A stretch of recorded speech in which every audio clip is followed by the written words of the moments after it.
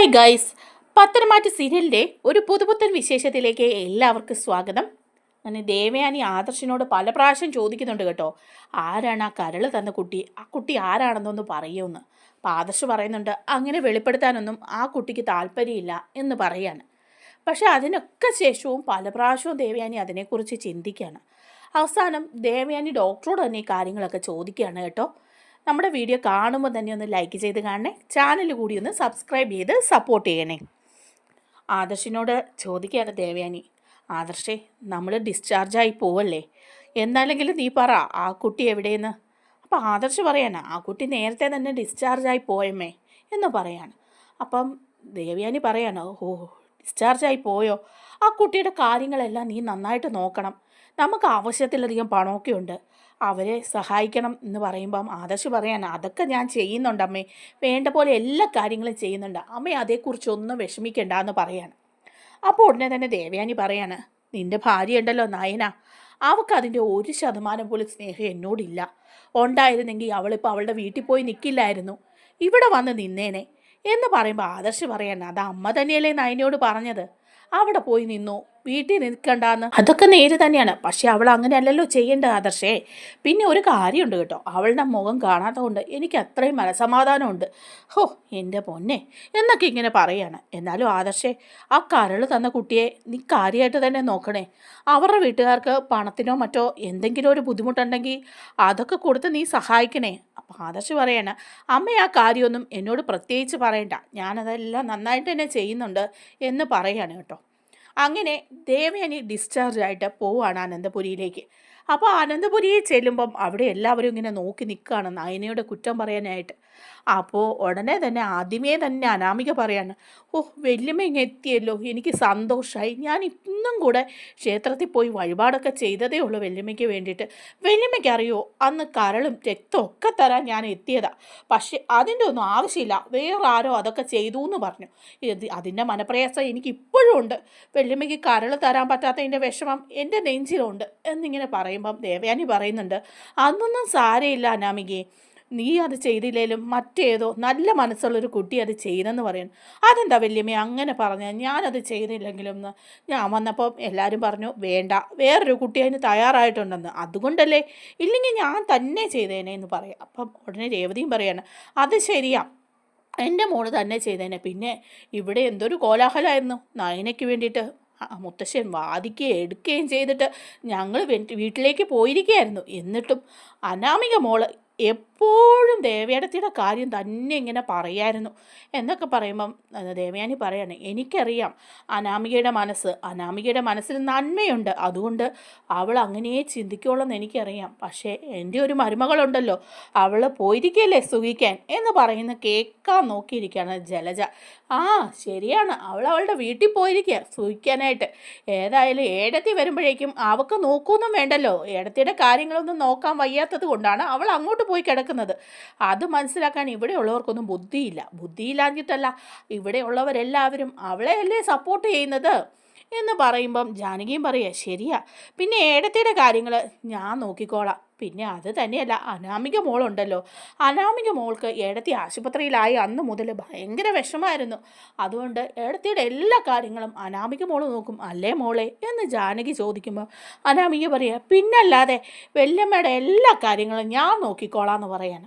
അങ്ങനെ എല്ലാവരും ചുറ്റും കൂടി നിന്ന് നയനയുടെ കുറ്റം പറഞ്ഞ് ഫലിപ്പിക്കുകയാണ് കേട്ടോ ദേവയാനി അപ്പോഴേക്കും റൂമിലേക്ക് ചെല്ലുമ്പം പിന്നെ ആദർശിനോട് പറയുന്നുണ്ട്, ആദർശേ അവരെല്ലാവരും പറഞ്ഞത് കേട്ടോ, നൈനിയുടെ കാര്യങ്ങൾ എന്തെല്ലാം പ്രശ്നങ്ങളാണ് ഇവിടെ ഉണ്ടായത്, അന്ന് പാലിൽ അവൾ തന്നെയാണ് ആ വിഷം ചേർത്ത് തന്നത്, അതുകൊണ്ടല്ലേ അവളിപ്പോൾ ഇവിടുന്ന് പോയി വീട്ടിൽ പോയി നിൽക്കുന്നത്, ഇനി എന്നാ അവൾ വരുന്നത്, അവൾ വന്നില്ലേലും പ്രശ്നമില്ല കേട്ടോ ആദർശേ, അവളില്ലാത്തതുകൊണ്ട് സമാധാനമുണ്ട്, അനാമിക മോളുണ്ടല്ലോ അവൾ എൻ്റെ എല്ലാ കാര്യങ്ങളും നോക്കും, ആ കുട്ടിയാണെങ്കിൽ എനിക്ക് കരളൊക്കെ തരാൻ വേണ്ടിയിട്ട് വന്നതാ, പക്ഷേ ആ സമയത്ത് മറ്റേ കുട്ടി അത് തയ്യാറായതുകൊണ്ടല്ലേ അത് വേണ്ടെന്ന് വെച്ചത്, അനാമിക മോള് ശരിക്കും നല്ലൊരു മോളായിരുന്നു. ശരിക്കും എൻ്റെ മരുമകളായിട്ട് വരേണ്ടത് അങ്ങനെ ഒരു പെൺകുട്ടിയായിരുന്നു. ഇതിപ്പം ഇങ്ങനായി പോയല്ലോ, ഇനിയിപ്പോൾ എന്ത് ചെയ്യാൻ പറ്റും എന്നൊക്കെ പറയുകയാണ്. എന്നിട്ട് വീണ്ടും ചോദിക്കുകയാണ് ദേവയാനി ആദർശിനോട്, ആദർശേ എനിക്ക് കരൾ തന്ന ആ കുട്ടിയെക്കുറിച്ച് അറിയാൻ എനിക്ക് ഭയങ്കര ആഗ്രഹമുണ്ട് ആദർശേ. ഞാൻ ഇപ്പോഴും നിന്നോട് ചോദിക്കുക, അതാരാണെന്ന് പറ. ആ കുട്ടിയെ ഒന്ന് കാണിച്ചാൽ എനിക്കൊന്ന് സംസാരിക്കണം. അതുപോലെ അവളുടെ ഫോട്ടോയെങ്കിലും ഒന്ന് നീ കാണിച്ചതാന്ന് പറയുമ്പോൾ ആദർശ് പറയാണ്, അമ്മ അതിനൊക്കെ ക്ഷമ വേണമെന്ന് പറയാണ്. ആ കുട്ടിയുടെ വീട്ടുകാർക്ക് അതൊന്നും താല്പര്യമില്ല, ആ കുട്ടിക്കുമില്ല. ഇതിൽ നിന്ന് ഒരു പ്രസക്തിയും വേണ്ടെന്നാണ് അവർ പറയുന്നത്. പിന്നെ കാര്യങ്ങളൊക്കെ അമ്മ അറിയാനുള്ളതാണെങ്കിൽ അതെപ്പോഴെങ്കിലും അറിയും. അതിൽ നിന്ന് അമ്മയ്ക്ക് എല്ലാം മനസ്സിലാവും നല്ല മനസ്സുള്ള ഒരു കുട്ടിയാണെന്നുള്ളത്. അത് അമ്മ മനസ്സിലാക്കുന്ന സമയത്തിനായിട്ട് ഞാനും കാത്തിരിക്കുകയാണ് എന്നിങ്ങനെ പറയുക. പക്ഷെ നവ്യ ഫോൺ വിളിക്കുകയാണ് കേട്ടോ നയനയെ. എന്നിട്ട് പറയുന്നുണ്ട്, നയനെ എന്തുണ്ട് അവിടെ വിശേഷമൊക്കെ, നീ എന്താ ഇങ്ങോട്ട് വരാത്തത് എന്ന് പറയാണ്. നിൻ്റെ അമ്മായിയമ്മ വന്നിട്ടുണ്ട് ഹോസ്പിറ്റലിൽ നിന്ന് എന്ന് പറയുമ്പം നയന പറയാണ്, ആ അതൊക്കെ ഞാൻ അറിഞ്ഞു എന്ന് പറയാം.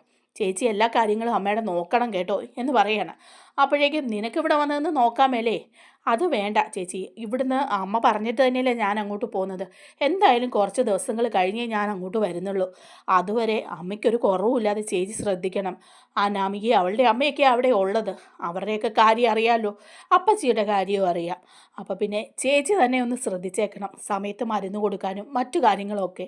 എനിക്ക് അവിടെ വന്ന് നിന്ന് എല്ലാം ചെയ്യണമെന്നുണ്ട്, പക്ഷേ അതൊന്നും ചെയ്യാത്ത ഒരു സാഹചര്യമായി പോയില്ലേ എന്ന് പറയുമ്പം നവി ചോദിക്കുക, അതെന്താ നിനക്ക് ഇങ്ങോട്ട് വന്നൂടെ, ആദർശ് നിന്നോട് വരണ്ടാന്ന് പറഞ്ഞോ എന്ന് ചോദിക്കുമ്പോൾ പറയാണ്, ആ ആദർശേട്ടൻ പറഞ്ഞു കുറച്ച് ദിവസം ഇവിടെ നിന്നിട്ടൊക്കെ വന്നാൽ മതിയെന്ന്. ഇപ്പം ഞാൻ വരാതിരിക്കുന്നത് തന്നെയായിരിക്കും നല്ലത്. അതുകൊണ്ട് ചേച്ചി ആ കാര്യങ്ങളൊക്കെ ശ്രദ്ധിക്കണം എന്ന് പറയണം. അതിനൊക്കെ ശേഷം നയന ചെക്കപ്പിനായിട്ട് ഹോസ്പിറ്റലിൽ പോവാണ് കേട്ടോ. അങ്ങനെ ചെന്ന് എല്ലാ ടെസ്റ്റുകളും ഒക്കെ ചെയ്ത് കഴിയുമ്പോഴേക്കും ഡോക്ടറെ കാണുകയാണ്. അപ്പം നയനയോട് ഡോക്ടർ പറയുന്നുണ്ട്, ഇപ്പോൾ കുഴപ്പമൊന്നുമില്ല, എല്ലാം നോർമലായി വരുന്നുണ്ട്, മുറിവൊക്കെ ഉണങ്ങി തുടങ്ങിയിട്ടുണ്ട് എന്ന് പറയാണ്. ഇനി ചെറുതായിട്ടൊക്കെ നടക്കുകയും ഒക്കെ ചെയ്യാം, കട്ടിയുള്ള ജോലികളൊന്നും ചെയ്യരുത്, അങ്ങനെയൊക്കെയുള്ള കാര്യങ്ങൾ പറയുകയാണ്. അപ്പം നയനയോട് ചോദിക്കുന്നുണ്ട്, നയനയുടെ അമ്മയ്ക്ക് എങ്ങനെയുണ്ട്, ആദർശിൻ്റെ അമ്മയ്ക്ക്? അപ്പോഴേക്കും നയന പറയണം, അമ്മ വീട്ടിലാണ്, ഞാൻ എൻ്റെ വീട്ടിലാണെന്ന് പറയാണ്. നയനയാണ് ഇത് ചെയ്തതെന്ന് അവരറിഞ്ഞില്ലല്ലേ, കരൾ കൊടുത്തത് നയനയാണെന്ന് അമ്മ അറിഞ്ഞിട്ടില്ലല്ലേ എന്ന് ചോദിക്കാണ് ഡോക്ടർ. അപ്പോഴേക്കും നയന പറയുന്നുണ്ട്, ഇല്ല അതറിയിച്ചിട്ടില്ല, അറിയിച്ച അമ്മ അതിന് സമ്മതിക്കില്ല, അമ്മയ്ക്ക് അത്രയ്ക്ക് ദേഷ്യമാണ് എന്നോടെന്ന് പറയുമ്പം ഡോക്ടർ ചോദിക്കുകയാണ്, നിങ്ങളുടെ കുടുംബത്തിൽ എന്തൊക്കെ പ്രശ്നങ്ങളുണ്ടെന്നുള്ള കാര്യങ്ങൾ അറിയില്ല, എന്നാലും അത് വളരെ ഒരു മര്യാദക്കേടായിപ്പോയി. നയനയാണ് ഇത് ചെയ്തതെന്ന് അവർ തീർച്ചയായിട്ടും അറിയേണ്ടതാണ്. കാരണം എന്താണെന്ന് വെച്ചാൽ ഇത്രയധികം പകയും ദേഷ്യവും ഒക്കെ നയനയോട് മനസ്സിൽ കൊണ്ട് നടക്കുന്ന അവരുടെ ജീവൻ രക്ഷിച്ചത് നയനയാണെന്ന് അവർ അറിയണ്ടേന്ന് ചോദിക്കുക. അപ്പോൾ നയന പറയുന്നുണ്ട്, വേണ്ട ഡോക്ടർ, ആ കാര്യം പറയണ്ട, അമ്മയത് അറിയണ്ട, അമ്മയ്ക്ക് അതൊരു കോംപ്ലക്സ് ആവും, എന്നോട് ഇത്രയും ദേഷ്യം ഉണ്ടായിട്ട് ഞാൻ തന്നെയാണ് ജീവൻ രക്ഷിച്ചതെന്നുള്ളത്, പിന്നെ അതൊരു ബുദ്ധിമുട്ടാകും, എന്തിനാ മറ്റൊരാളെ നമ്മൾ ബുദ്ധിമുട്ടിക്കുന്നത് എന്നൊക്കെ പറയുകയാണ് കേട്ടോ. അതിനൊക്കെ ശേഷം വീണ്ടും ദേവയാനിക്ക് ചെക്കപ്പ് വരികയാണ്. ദേവയാനി കൊണ്ട് ആദർശ് ഹോസ്പിറ്റലിൽ എത്തുകയാണ്. എല്ലാ ടെസ്റ്റുകളൊക്കെ ചെയ്ത് കഴിയുമ്പം ഡോക്ടർ പറയുന്നുണ്ട് എല്ലാം നോർമലായിട്ടുണ്ട്, കരൾ എല്ലാം വെച്ചതെല്ലാം നോർമലായിട്ടുണ്ട്, അതുപോലെ തന്നെ എല്ലാ മുറിവുകളും ഒക്കെ ഉണങ്ങിയിട്ടുണ്ടെന്ന് പറയുകയാണ്. ഒരു നോർമൽ ലൈഫിലേക്ക് തന്നെ ദേവയാനി തിരിച്ചു പോവുകയാണെന്ന് പറയുക. അപ്പോൾ എന്നിട്ട് ഡോക്ടർ പറയുന്നുണ്ട്, ആ കരൾ തന്ന കുട്ടിയോടാണ് നന്ദി പറയേണ്ടത്. ആ കുട്ടി വിചാരിച്ചത് കൊണ്ടാണ് ഇങ്ങനെയൊക്കെ സാധിച്ചത്, ഇല്ലെങ്കിൽ ചിലപ്പോൾ മരണത്തിന് വരെ കീഴടങ്ങേണ്ടി വന്നേനെന്ന് പറയുമ്പോൾ ദേവയാനി പറയുന്നുണ്ട്, ശരിയാണ്, ആ കുട്ടിയെ എനിക്കൊന്ന് കാണാൻ പറ്റിയിട്ടില്ല, ഇപ്പോൾ അവളെൻ്റെ മനസ്സിൽ ഭയങ്കര സ്ഥാനമാണ് അവൾക്ക്, അവളെ ഒന്നും കാണാൻ പറ്റിയിട്ടില്ല, അത്രയും നന്മയുള്ള ആ കുട്ടി ഏതാണെന്ന് പോലും ഒന്നും അറിയാൻ പറ്റിയിട്ടില്ല. എനിക്ക് ഭയങ്കര ആഗ്രഹമുണ്ട് ഡോക്ടർ, ആ കുട്ടി ഏതാണെന്ന് അറിയാനായിട്ട് ഡോക്ടറെങ്കിലും ഒന്ന് പറയണമെന്ന് പറയുമ്പം ഡോക്ടർ പറയുന്നുണ്ട്, അതൊക്കെ സമയമാകുമ്പം ദേവയാനി അറിയും, അവരുടെ ആവശ്യപ്രകാരം ഞങ്ങൾക്കത് പറയണമെന്നില്ല എന്ന് പറയുമ്പം പറയാണ്, എന്തായാലും ഡോക്ടർ ഒന്ന് പറയണം, ഞാൻ എൻ്റെ മകനോട് പല പ്രാവശ്യം ചോദിച്ചു, പക്ഷേ അവനത് പറയാൻ തയ്യാറല്ല, ഡോക്ടറെങ്കിലും അതൊന്ന് പറയണമെന്ന് പറയുമ്പം ഉടനെ ഡോക്ടർ പറയാണ്, അത് എനിക്കങ്ങനെ ഇപ്പോൾ ഞങ്ങളുടെ എത്തിക്സ് അതൊന്നും അനുവദിക്കില്ല എന്ന് പറയാം. അപ്പം ദേവയാനി പറയുന്നുണ്ട്, അതൊന്നും അല്ല ഡോക്ടർ, എനിക്കൊരു മരുമകളുണ്ട്, അവൾ നയന, അവളാണ് ദുഷ്ട, അവളാണ് പാലിൽ വിഷം കലക്കി തന്നെ എന്നെ ഈ അവസ്ഥയിലാക്കിയത്. ഇപ്പോഴും ഞാൻ എൻ്റെ വീട്ടിലാണ്, എന്നെ നോക്കാനോ പരിചരിക്കാനോ ഒന്നും അവൾ വരുന്നില്ല, അവൾ സുഖിക്കാൻ വേണ്ടി അവളുടെ വീട്ടിൽ പോയി നിൽക്കുകയാണ്. അവളെപ്പോലെ ഒരു ദുഷ്ട പെൺകുട്ടി. എന്നാൽ അവിടെ കൂട്ടുകാരിയാണ് ഈ കല്യാണി എന്നാണ് പറയുന്നത്. ആ കുട്ടിയുടെ മനസ്സ് എത്ര നല്ലതാണ്. അതുകൊണ്ട് ആ കുട്ടിയെ ഒന്ന് കാണണമെന്ന് എനിക്ക് ആഗ്രഹമുണ്ട്. ഡോക്ടർക്ക് ആ കുട്ടിയുടെ ഡീറ്റെയിൽസൊക്കെ ഒന്ന് തരാൻ പറ്റുമോ എന്ന് ചോദിക്കുമ്പം ഡോക്ടർ പറയാണ്, നയനെ ഇനിയും കുറ്റപ്പെടുത്തരുത് ദേവയാനി, ദയവ് ചെയ്ത് നയനെ കുറ്റപ്പെടുത്തരുതെന്ന് പറയാം.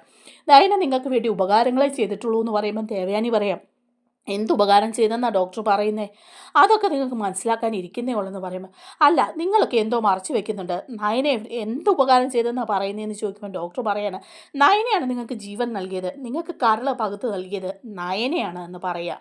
അപ്പോൾ ഇത് കേൾക്കുമ്പോൾ ദേവയാനി, എന്താ ഡോക്ടർ ഇങ്ങനെയുള്ള വർത്തമാനം പറയണ്ട, എൻ്റെ മനം മാറ്റാനൊന്നും നോക്കണ്ടെന്ന് പറയുക. അപ്പം ഡോക്ടർ പറയണേ, എനിക്ക് അങ്ങനെ പറയേണ്ട കാര്യമില്ലല്ലോ, ആദർശം മറ്റുള്ളവരും നിങ്ങളിൽ നിന്ന് മറച്ചു വയ്ക്കുന്ന കാര്യം അത് തന്നെയാണ്. ഇതിപ്പോൾ ഞാൻ പറഞ്ഞെന്നോ അറിഞ്ഞെന്നോ ഒന്നും നിങ്ങൾ വെക്കേണ്ട കാര്യമില്ല, പക്ഷേ അതാണ് സത്യം. നയന തന്നെയാണ് ആ കാര്യം നിങ്ങൾക്ക് വേണ്ടി ചെയ്തതെന്ന് പറഞ്ഞിട്ട് റെക്കോർഡ്സൊക്കെ കാണിച്ചു കൊടുക്കുകയാണ്. ദേവയാനി ഇങ്ങനെ അന്തം വിട്ട് നിൽക്കുകയാണ് കേട്ടോ. ദേവയാനിക്ക് ഇനി നയനയോടുള്ള ആ ഒരു രീതിയിൽ മാറ്റമൊക്കെ വരാൻ പോവാണ്. നമ്മുടെ വീഡിയോ ഇഷ്ടമാകുകയാണെങ്കിൽ ഒന്ന് ലൈക്ക് ചെയ്യണേ, ചാനൽ കൂടി ഒന്ന് സബ്സ്ക്രൈബ് ചെയ്ത് സപ്പോർട്ട് ചെയ്യണേ. താങ്ക്